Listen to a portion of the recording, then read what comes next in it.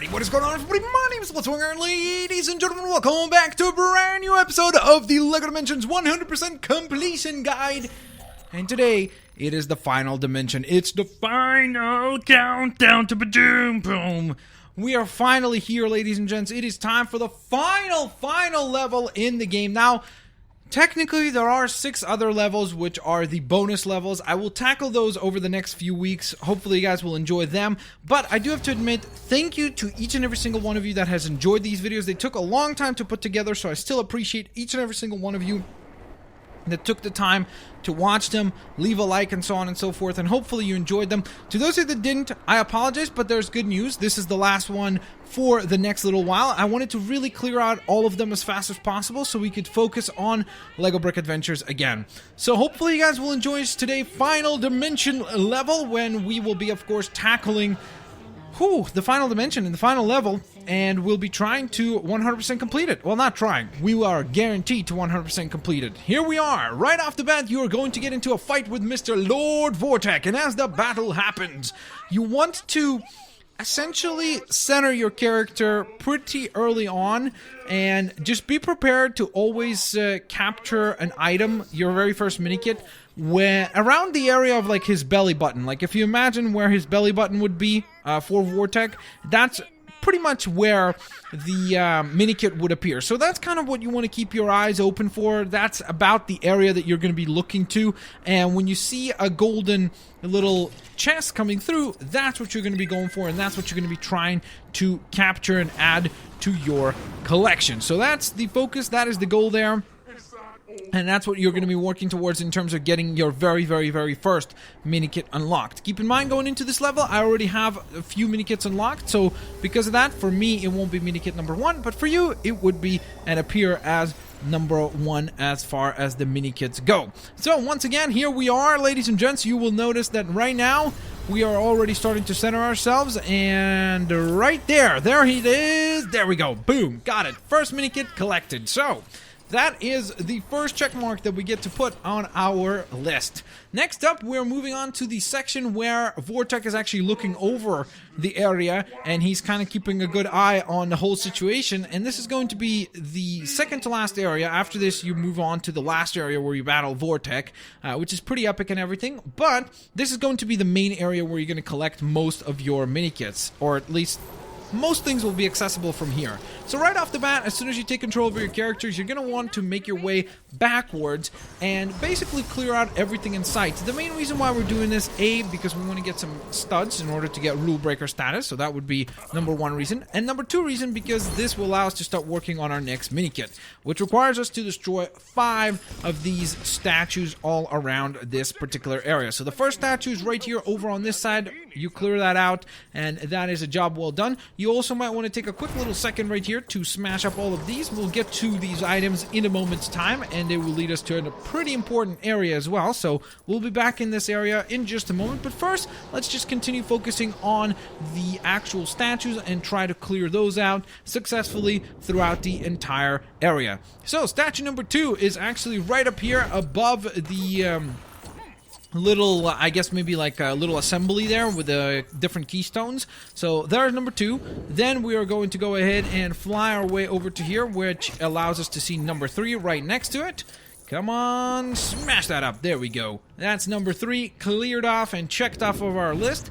Number 4 is actually over on this end, so pretty much opposite to number 3, for the most part, is where you will find number 4. And then number 5 is the one that is the peskiest of all, and that is the statue that is hidden behind the throne of Vortex. All you have to do is get behind this, and you will destroy the 5th statue back there and earn your Minikit from that. I don't know why it was jumpy there. I apologize, but that will earn you your next Minikit, which would be your second one. Third Minikit will actually require Cyborg in order to grab a heavy item. So you're going to launch a heavy item just like so, and then you can go ahead and fling that thing right up there into the rocks, which will then reveal to you the parts for a brand new Minikit, which would be your third Minikit. So you are almost a third of the way there. So we're going to go ahead and assemble that and collect our third Minikit. Again, it says 4th, but it is our 3rd because I already had one Minikit going into this level.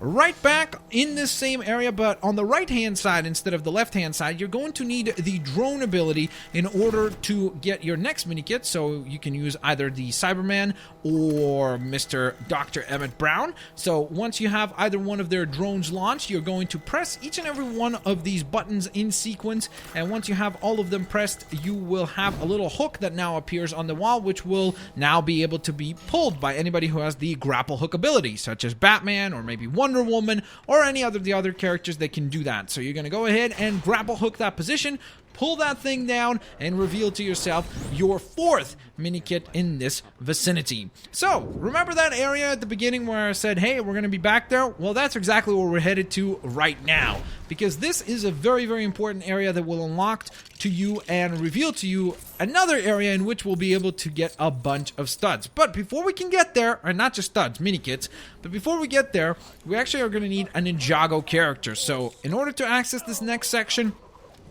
you will be required to have a Ninjago character. So any Ninjago character that has the Spinjitzu ability will work perfectly fine for this. So for example, we have Zane right here helping us out. So he will go ahead and hop onto the Spinjitzu switch, and then as you spin your way throughout, you'll notice that the pillars, the 2 pillars right there, start shifting and turning and twisting and turning and going out of here, and in their place, a wonderful portal appears, and we can step right through it. Now, once we step right through, we end up on a Ninjago airship, which is absolutely awesome. What a cool thing to be added here. I was very pleasantly surprised that this was something that we saw.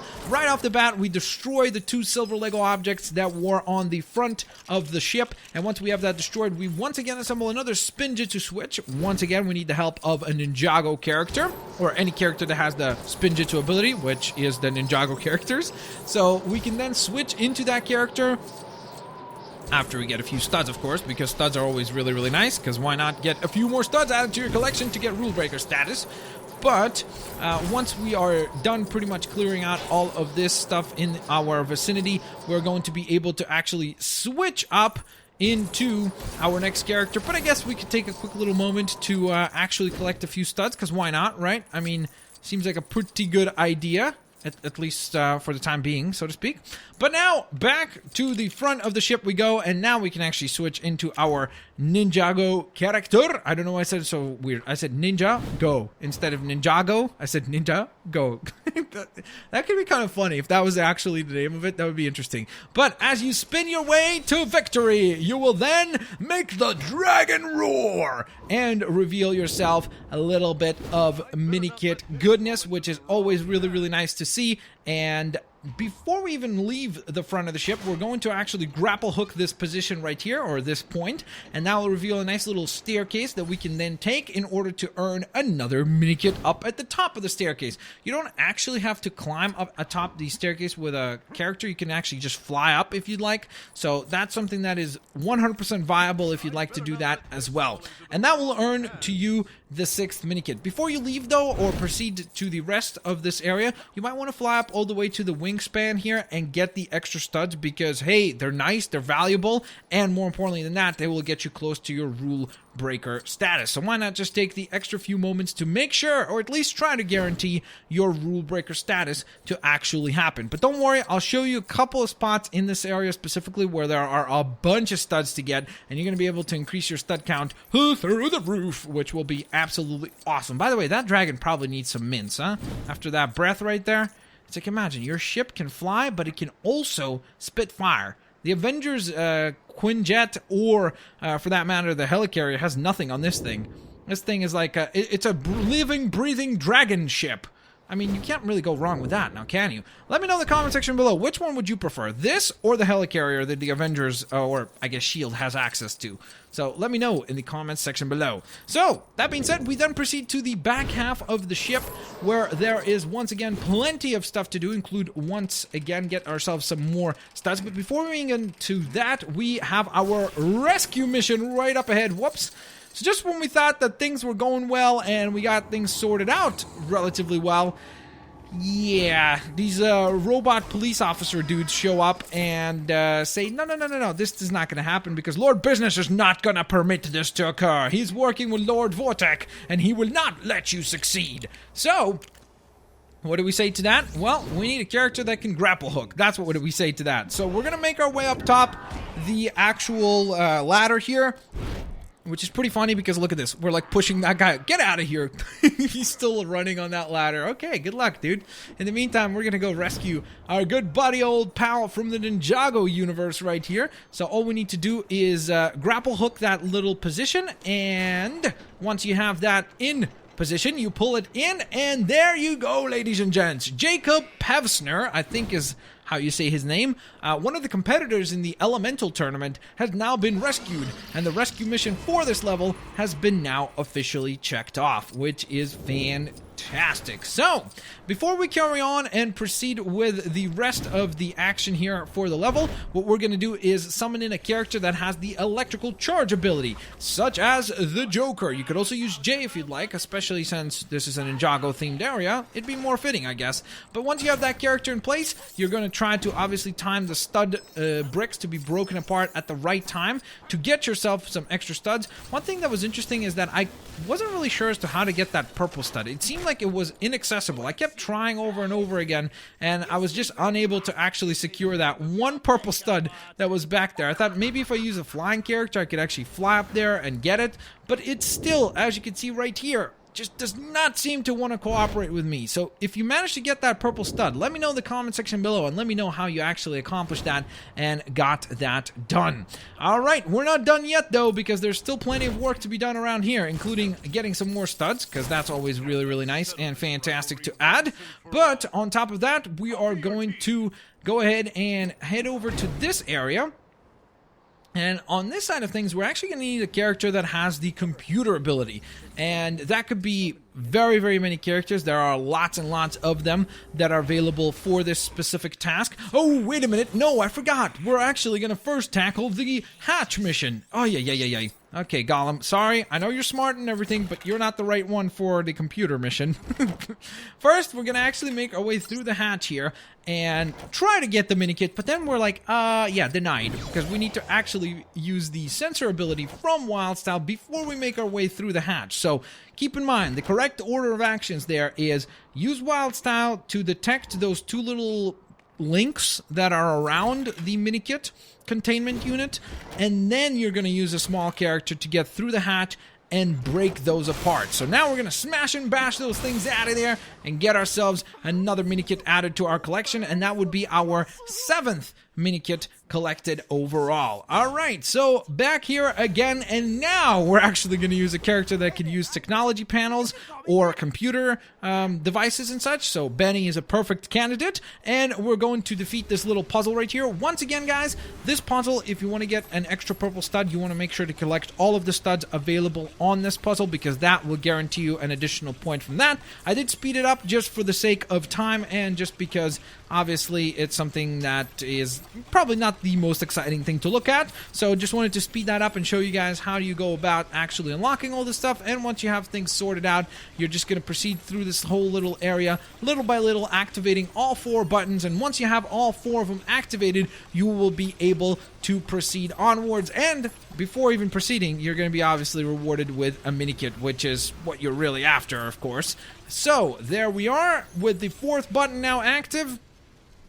We have our solution, which is the active cannons right here. Now, I done diddly goofed, I'm not gonna lie, because I didn't even realize that you're supposed to use the cannons. So here I am, and I'm like, okay, well, those look like targets, so you know who we call when we need to take care of some targets. Well, we call for the one, the only, Mr.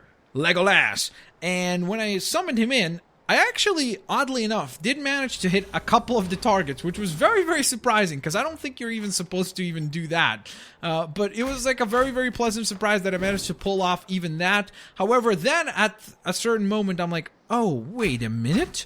If you hop onto these little dragon turrets, you'll be able to do a lot better and clear out all of these little firing balloons a lot quicker. So if you want to make things easier on yourself, just hop onto one of the 2 machines that are there right away, like so, and clear these things out very, very quickly, just as we have right there. So that will make things a lot easier, and it will make things a lot quicker for you in terms of being able to collect your Minikits. So there it is, Minikit number 8, I believe, will now be collected. There we go. And now we can actually proceed on our way back to the main area of the actual game. So we're going to go ahead and go right back through the portal, which will transport us back to where we entered. So there we are, back in this area again. And now what we're going to need is a character that can track down tracks. So we could either use a character like Owen Grady from the Jurassic World series or Scooby-Doo.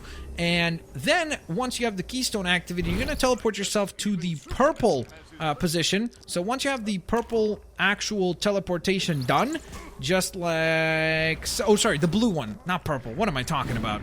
I forgot. You're going to go ahead and use a little bit of tracking skills to get your 9th Minikit. For me, it will say 10th, but that would be incorrect because the 10th Minikit is actually coming right up in the final area fight against Vortex. So let's go on ahead and continue this whole area. You're going to clear out all of this and proceed to the next region where you will be getting the next Minikit. So let's jump on through the next area. Here we are on the giant plate, ready to be served up like a dinner dish, like a discount KFC bucket or something, ready to be served up for the one and only Vortex, but that is not happening because we are here to get our Minikit. So ideally, you want to use the Wicked Witch for this because you could just fly over to this island. But if you don't have the Wicked Witch, you could go ahead and just use Gandalf to make your way over to here. Then you just use your mage ability to break up that piece. For me, it's a stud, but for you, that would be Minikit number 10. Complete the level as you typically would, and from there, ladies and gentlemen, it is indeed the conclusion of the main storyline for LEGO Dimensions. The final dimension is now completed to 100% completion. We got the rescue mission done. We got the true rule breaker status done. And on top of all of that, we collected 10 Minikits in grand total, which is absolutely spectacular. Very, very proud of us for pulling that off. And with that in mind, ladies and gents, of course, as always, don't forget to drop a like. Hopefully we can hit 1,000 likes. Have an absolutely fan-flippertastic day. And ladies and gents, let's take a look at what these Minikits will assemble themselves into, because I certainly am intrigued. Alright, seems like some sort of weird feat. And then this reminds me of something from like Donkey Kong, but it is actually inspired by the Legends of Chima, which is pretty cool looking. So, nonetheless, ladies and gents, thanks all for watching. I'll catch all of you lovely folks next time. Peace out. See you laters. Alligators. Bye-bye, everyone. I can't believe we actually did it, guys.